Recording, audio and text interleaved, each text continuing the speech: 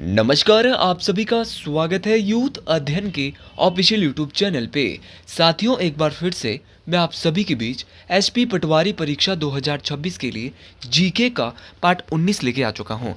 Part 19 का जो पहला क्वेश्चन है कि सुरक्षा परिषद में कुल कितने सदस्य देश है, total members in security council are. तो जो सुरक्षा परिषद है उसमें टोटल देश जो है वो कितने हैं, तो इसमें कुल देशों की संख्या है 15। ये क्वेश्चन मोस्ट इंपॉर्टेंट है। ये क्वेश्चन कई बार परीक्षाओं में पूछा गया है। अब क्वेश्चन पूछने वाला क्वेश्चन कई बार परीक्षाओं में ये भी पूछता है कि टोटल देश तो 15 है, लेकिन इसमें से परमानेंट देश सुरक्षा परिषद में कितने हैं। परमानेंट बोले तो स्थायी देशों की संख्या कितनी है। तो अगर बात करें यूएनओ के स्थायी देशों की, तो यूएनओ के स्थायी देशों की संख्या है 5। अब क्वेश्चन पूछने वाला क्वेश्चन कई बार ये भी पूछता है कि अस्थायी देशों की संख्या कितनी है। तो अगर टोटल 15 है, 5 स्थायी है, तो वापस कितने बच गए? 10। तो 10 कैसे है? नॉन परमानेंट है, अस्थायी देश है। इस बात को आपने डिटेल से मोस्ट इंपॉर्टेंट तरीके से याद रखना है। अच्छा, क्वेश्चन पूछने वाला क्वेश्चन कई बार ये भी पूछता है कि यूएनओ के जो स्थायी देश है उनकी संख्या 5 है, लेकिन कौन कौन से हैं। तो इन स्थायी देशों को हम याद करने के लिए एक ट्रिक याद रखते हैं जिसका नाम है ABC। फिर से मतलब ABC FR से या ABC फिर से कुछ नहीं है, और A से क्या है? अमेरिका है, B से ब्रिटेन है, C से चाइना है, F से फ्रांस है और R से रशिया है। तो सुरक्षा परिषद की सिक्योरिटी काउंसिल की जो परमानेंट कंट्रीज है, आपकी जो सुरक्षा परिषद की जो स्थायी देश है वो है आपके A से ABC। फिर से इसके लिए हमने ट्रिक सीखी। A से अमेरिका, B से ब्रिटेन, C से चाइना, F से फ्रांस और R से रशिया। तो ये पांचों की पांचों आपको वीटो पावर वाली कंट्रीज यूएनओ के सुरक्षा परिषद के स्थायी देश पता होने चाहिए। साथियों, इसी तरह हम बहुत ही डिटेल से हर एक क्वेश्चन को पढ़ने जा रहे हैं। अगर आप भी एसपी पटवारी परीक्षा की तैयारी कर रहे हो, आप भी एक मिडिल क्लास फैमिली से हो, तो हमारा पटवारी का बैच जोरों शोरों से शुरू हो चुका है, जिसमें हर एक सब्जेक्ट का अलग अलग टीचर आपको 6 टीचर आपको पढ़ा रहे हैं, अलग अलग सब्जेक्ट के अलग अलग टीचर। बहुत लेंथी इस बार पटवारी का पेपर होने वाला है। एचपीआर से जो परीक्षा ले रहा है, आप टीजीटी की परीक्षा देख रहे हैं भाई, बहुत ही अच्छे लेवल की परीक्षाएं हो रही है। जो आप पढ़ के जा रहे हो उस सोच से भी परे ये पेपर आ रहा है। तो अभी मैं बोल रहा हूँ कि जीके अपना स्ट्रॉन्ग कर लो इस बार, क्योंकि पटवारी में इस बार बहुत ही ज़्यादा जीके डेप्थ में आने वाला है। तो क्योंकि कंपटीशन बहुत तकड़ा है, और जिसने अभी तक पटवारी का फॉर्म नहीं भरा है वो भर ले। और अगर हमारे साथ जुड़ना चाहते हैं तो 7876145409 में आप 499 मंथ के साथ हमारे साथ जुड़ सकते हैं। लाइव प्लस रिकॉर्डेड है। आप कहीं पर जॉब करते हैं, कंपनी में, स्कूल में, आप बाद में घर आके भी देख सकते हैं। बहुत अच्छे से तैयारी कर ले। और टीजीटी जेबीटी वाले जितने भी बच्चे, आपके लिए बहुत बेनिफिशियल ये बैच रहने वाला है। आप जरूर ज्वाइन करें, क्योंकि आपकी तैयारी पहले से भी ऑलरेडी हमारे साथ थी। अच्छा, वापस आज लौटे इतने दिनों के बाद, उसके लिए भी मैं सबसे पहले आपसे माफ़ी मांगता हूं। मैं काफ़ी बीमार चला हुआ था, उसके लिए आप सभी लोगों से दिल से माफ़ी मांगता हूं कि 3 दिन से यूट्यूब पे पहली बार वीडियो नहीं डाल पाया। अच्छा, वापस आते हैं। सुरक्षा परिषद में अस्थायी देश कितने हैं? 10। मैंने आपको बोला 10, लेकिन क्वेश्चन पूछने वाला क्वेश्चन ये पूछता है कि अस्थायी देशों को कितने वर्षों के लिए चुना जाता है। तो अस्थायी देश होते हैं उनको 2 वर्ष के लिए।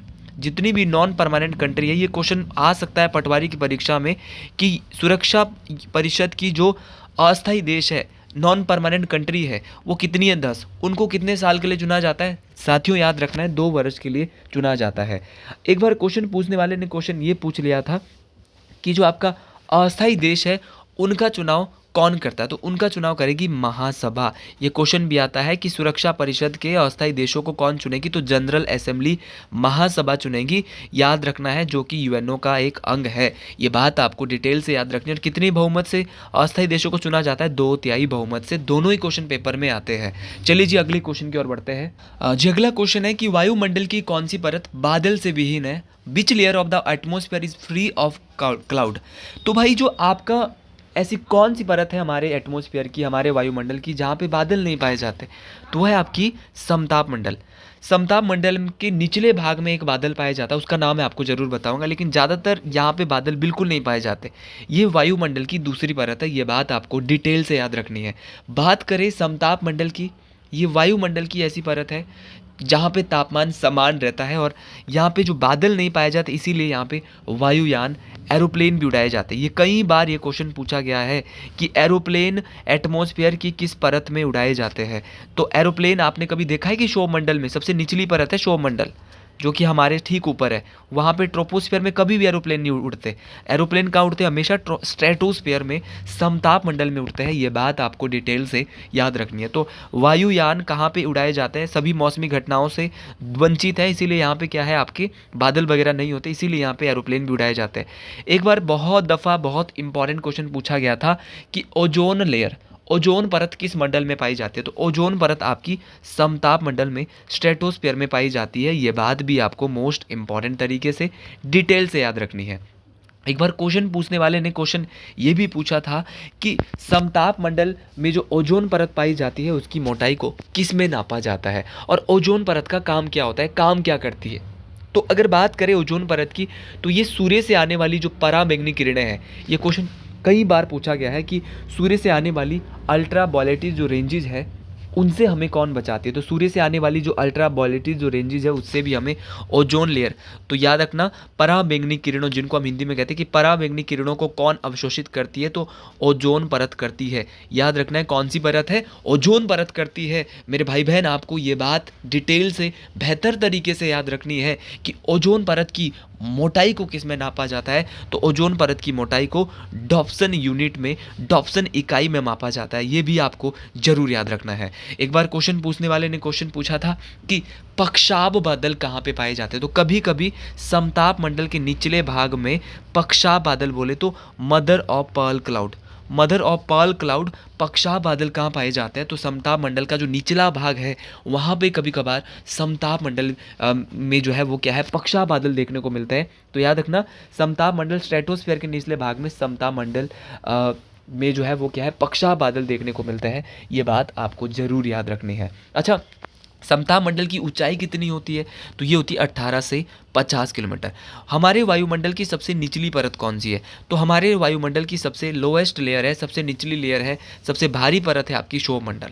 अब क्वेश्चन पूछा जाता है कि सारी मौसमी घटनाएं वायुमंडल के किस परत में होती है? तो जितने भी आपके जो वेदर इक्वेशंस, जितनी भी आपकी, चाहे आपका बादल बन रहे हैं, आपके क्लाउड है, आंधी आ रही है, आपकी बिजली कड़क रही है, आपका विग्योर इंद्रधनुष बन रहा है, वो सब कहाँ होता है? क्षोभ मंडल में, ट्रोपोस्फियर में होता है। ये सारी की सारी बातें आपको जरूर मोस्ट इंपॉर्टेंट तरीके से मेरे साथ ही याद रखनी है।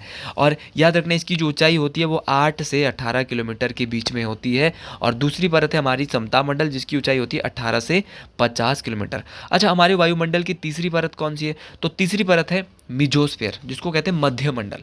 अब मध्य मंडल के बारे में आप क्या जानते हो? तो ये, इसकी ऊंचाई है आपके 50 से 80 किलोमीटर के बीच में। पहली बात तो आपको यही याद रखे। अच्छा, बीच में, इसीलिए इसको मिजोस्फीयर, मध्य मंडल कहा जाता है। ये हमारे वायुमंडल का सबसे ठंडा मंडल है, सबसे कोल्डेस्ट लेयर है। हमारे एटमॉस्फेयर की सबसे कोल्डेस्ट लेयर कौन सी है? तो वो है आपकी मध्य मंडल। याद रखना है। अच्छा, क्वेश्चन पूछने वाला क्वेश्चन आपसे ये भी पूछ सकता है कि जो आपकी मध्य मंडल है, ये हमारे वायुमंडल की सबसे ठंडी मंडल तो है। क्यों ठंडी मंडल है? क्योंकि जब हम 80 किलोमीटर तक ऊपर जाते हैं तो टेम्परेचर -100 डिग्री सेल्सियस तक चला जाता है। ये बात आप जरूर याद रखें। अच्छा, चौथी परत कौन सी? चौथी परत है आयनोस्फीयर, जिसको कहते हैं आयन मंडल। यहाँ पे क्या होता है? तो यहाँ पे आयनोस्फीयर में होता है आपका रेडियो तरंगे परावर्तित, रेडियो तरंगे जो रिफ्लेक्टेड वापस होती है वो आपकी आयनोस्फीयर, आयन मंडल से होती है। याद रखना है। और सबसे बाहरी परत है आपकी वायुमंडल, कौन सी? एक्सोस्फीयर।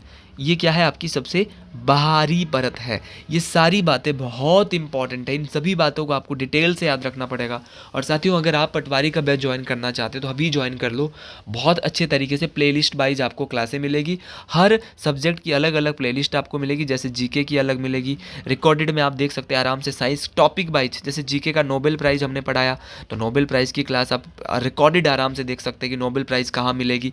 तो अभी हमारी 10 से 15 दिन की रिकॉर्डेड क्लासेज हुई है मात्र। तो आप हमारे बैच के साथ सभी लोग जुड़ सकते हैं। नया बैच, फ्रेश बैच अभी चला है 7876145409। इस बैच के साथ जुड़िए सभी लोग। मोस्ट इंपॉर्टेंट तरीके से आप मज़ा ले सकते हैं। तो अगला क्वेश्चन बहुत बहुत इंपॉर्टेंट है। हिमाचल प्रदेश की कॉम्पिटिटिव परीक्षाओं में पूछा जाने वाला क्वेश्चन है कि हिमाचल प्रदेश के किस जिले में लोसर त्यौहार मनाया जाता है? कि Losar festival is celebrated in which district of Himachal Pradesh? तो ये किन्नौर में भी मनाया जाता है, लाहौल स्पीति में भी। इस बार दोनों दे दिए थे। कुछ बच्चे बोलते कि जब दोनों देंगे तो क्या करेंगे? तो ऑप्शन डी भी होगा, ऑप्शन सी भी होगा, ए और बी दोनों। ऐसे सही करना है। तो याद रखना है, लोसर फेस्टिवल एक नव वर्ष का त्यौहार है जो कि दोनों ही जिलों में में, चाहे आपका किन्नौर है, चाहे आपका लाहौल स्पीति है, दोनों ही ज़िलों में मनाया जाता है। ये बात आपको ज़रूर याद रखनी है। अच्छा, बात करें आपके लाहौल स्पीति और किन्नौर की, यहाँ पे बहुत सारे इंपॉर्टेंट फेस्टिवल है जो कि आपके परीक्षाओं में पूछे जाते हैं। जैसे कि आपका किन्नौर में एक फेस्टिवल मनाया जाता है फुलेज। कई बार परीक्षाओं में पूछा गया है कि फुलेज फेस्टिवल हिमाचल के किस ज़िले में मनाया जाता है। तो अगर बात करें फुलेज फेस्टिवल की, तो फुलेज फेस्टिवल जो है वो आपका किन्नौर में मनाया जाता है और इसे किन्नौर में उख्यांग भी कहा जाता है। याद रखना, इसे उख्यांग के नाम से भी जो है वो किन्नौर में जो है जाना जाता है। ये भी मोस्ट इम्पॉर्टेंट है। अच्छा, उसी प्रकार आपका बहुत सारे फेस्टिवल है जो कि आपके किन्नौर और लाहौल स्पीति में होता है। लाहौल स्पीति में कई बार पूछा गया कि लदारचा मेला हिमाचल में कहाँ लगता है, तो लदारचा मेला आपका लाहौल स्पीति में लगता है। ये कई बार आपसे परीक्षा में पूछा जा चुका है। एक बार क्वेश्चन पूछा गया था कि दिवाली को कोजाला कहाँ कहा जाता है। तो ऐसे क्वेश्चन आएंगे, एचपीआरसी ऐसा क्वेश्चन देगा कि दिवाली को कोजाला कहाँ कहा जाता है। तो अगर बात करें दिवाली को हिमाचल में कोजाला, भाई दिवाली को कोजाला कहा गया, इस फेस्टिवल को कोजाला कहा जाता है लाहौल स्पीति में। अच्छा, लदारचा मेला मैंने बोला लाहौल स्पीति में कहाँ होता है एग्जैक्ट अगर पूछा जाएगा तो किब्बर। अच्छा, लाहौल क्षेत्र में दीपावली की तरह मनाया जाने वाला उत्सव कौन सा, तो है आपका हालदा फेस्टिवल। हालदा फेस्टिवल लाहौल स्पीति का ऐसा फेस्टिवल है जो कि दीपावली की तरह वहाँ पर मनाया जाता है। आपका राक्षस पूजा हिमाचल में कहाँ होती है, राक्षस पूजा है चाहे 20 महोत्सव है, याद रखना है राक्षस पूजा 20 महोत्सव। पटवारी के लिए ऐसी चीज़ें जरूर याद रखनी पड़ेगी। 20 महोत्सव है आपका, राक्षस पूजा है आपका, एक और है कौन सा, तो राक्षस पूजा 20 महोत्सव मेरे साथी, और ये आपका किन्नौर जिले में ही मनाया जाता है। अच्छा, एक बार क्वेश्चन पूछने वाले ने क्वेश्चन पूछा गया था कि उख्यांग महोत्सव कहाँ होता है, आपका चतरेल महोत्सव कहाँ होता है, देवल महोत्सव कहाँ होता है। तो उख्यांग फेस्टिवल, चतरेल फेस्टिवल, आपका देवल फेस्टिवल, ये भी सारे किन्नौर में होते हैं। देवल याद रखना एग्जैक्टली, देवल मैंने बोल दिया आपको, तो देवल भी याद रखना है। और ये भी जरूर याद रखना है राक्षस पूजा 20 महोत्सव और दखरेन महोत्सव, ये जितने भी आज बोले हैं ना ये याद रखने हैं।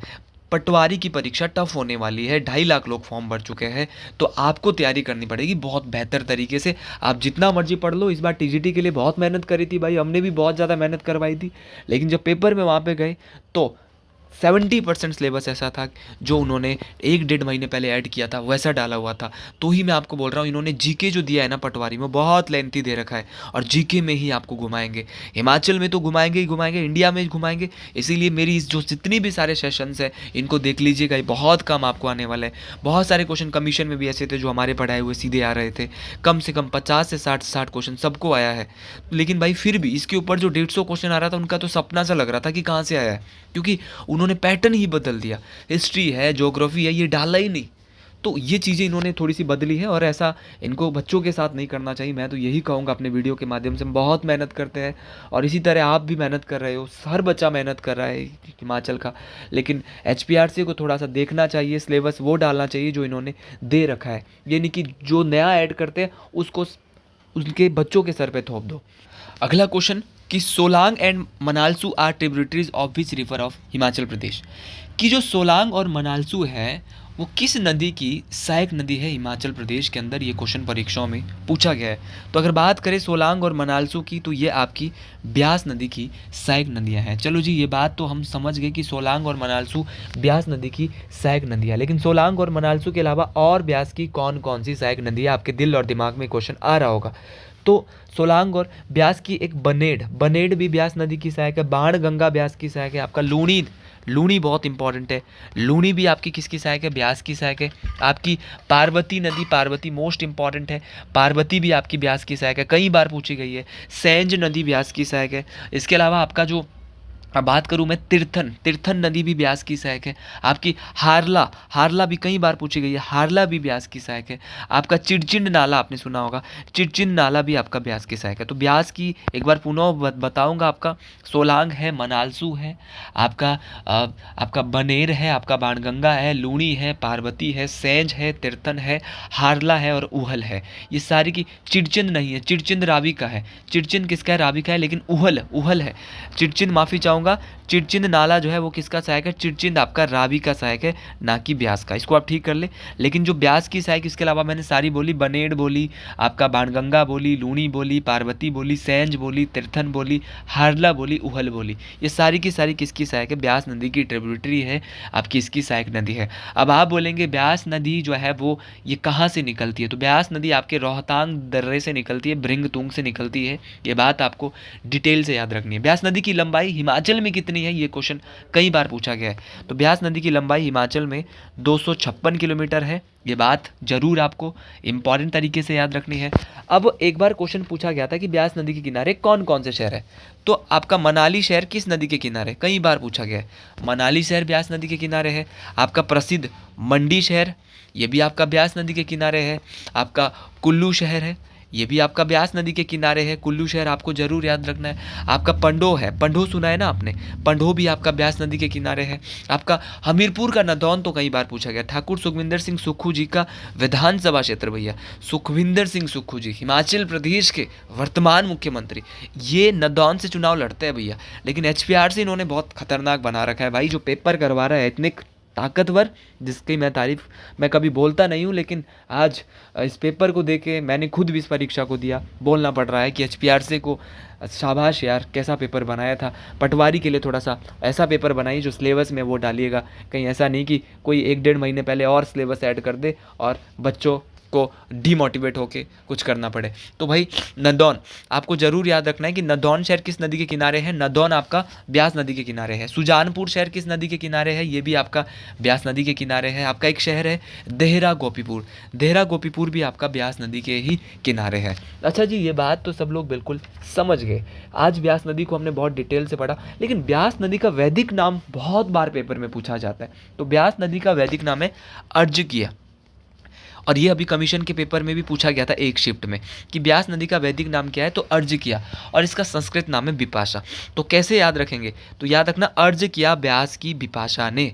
तो अर्ज किया ब्यास की बिपाशा ने, तो अर्ज किया इसका वैदिक नाम है और इसका जो आपका संस्कृत नाम है वो बिपाशा है। अब आप बोलेंगे हिमाचल की सबसे लंबी नदी कौन सी है? तो हिमाचल प्रदेश की सबसे लंबी नदी है सतलुज। अब लंबी है तो कितनी लंबी है? तो बोलेंगे 320 किलोमीटर लंबी है। ये बात आपको जरूर याद रखनी है। सतलुज हिमाचल की सबसे लंबी नदी है, 320 किलोमीटर ये बहती है। अच्छा, ये कहाँ से आती है? इसका उद्गम स्थल कहाँ से होता है? ये क्वेश्चन बहुत बहुत इंपॉर्टेंट रहता है पटवारी परीक्षा के लिए, सभी परीक्षाओं के लिए रहने वाला है। तो सतलुज नदी का जो उद्गम होता है वो आपका तिब्बत के मानसरोवर झील से। तो तिब्बत का जो मानसरोवर झील है वहाँ से जो है वो सतलुज नदी का उद्गम होता है। मोस्ट इंपॉर्टेंट है। और एग्जैक्ट बोले तो वहाँ पे भी तिब्बत के मानसरोवर झील में एक राकसताल झील है। तो राकसताल झील तिब्बत के मानसरोवर से जो सतलुज नदी का उद्गम होता है, ये बात आपको डिटेल से मोस्ट इंपॉर्टेंट तरीके से याद रखनी है। साथियों, सतलुज नदी की बात करें तो आ तो रही है तिब्बत के मानसरोवर झील के राकसताल से, लेकिन हिमाचल में कहाँ पे एंटर हो रही है? ये जो TGT की अभी अपकमिंग परीक्षा, किसी ना किसी परीक्षा में जरूर पूछा जाएगा। तो सतलुज नदी हिमाचल में जो एंटर हो रही है वो कहाँ पे हो रही है? तो हो रही है किन्नौर के शिवकी दर्रे से। तो किन्नौर से एंटर होती है, और किन्नौर में भी कहाँ पे? किन्नौर के शिवकी दर्रे से एंटर हो रही है। और हिमाचल प्रदेश में 320 किलोमीटर बहकर जो है भाखड़ा नंगल नामक स्थान पे जो है वो कहाँ पे चले जाती है? तो भाई ये भाखड़ा गांव से जो है पंजाब में प्रवेश करती है। ये बात आपको जरूर याद रखनी है। और शिमला, किन्नौर से शिमला में कहाँ प्रवेश करती है? तो किन्नौर से शिमला में करती है छोरा, एक जगह है छोरा, छोरा नामक स्थान पे ये किन्नौर से शिमला में प्रवेश करती है। ये बात आपको डिटेल से याद रखनी है। तो ये कई बार क्वेश्चन पेपर में पूछा गया कि सतलुज नदी किन्नौर को छोड़ आपका शिमला में कहाँ प्रवेश करेगी? तो छोरा नामक स्थान पे। तो ये सारे क्वेश्चन बहुत इंपॉर्टेंट है। सतलुज नदी के किनारे बहुत इंपॉर्टेंट शहर है, जैसे कि आपका नामगिया है, कल्पा है, तत्तापानी मंडी में है। बिलासपुर शहर किस नदी के किनारे है? सतलुज नदी के किनारे है। कल्पा है, रामपुर है, तत्तापानी, ये सारी सतलुज नदी के किनारे। तो आज के लिए इतना ही। वीडियो अच्छी लगी हो कमेंट बॉक्स में जरूर लिखे। हर हर महादेव।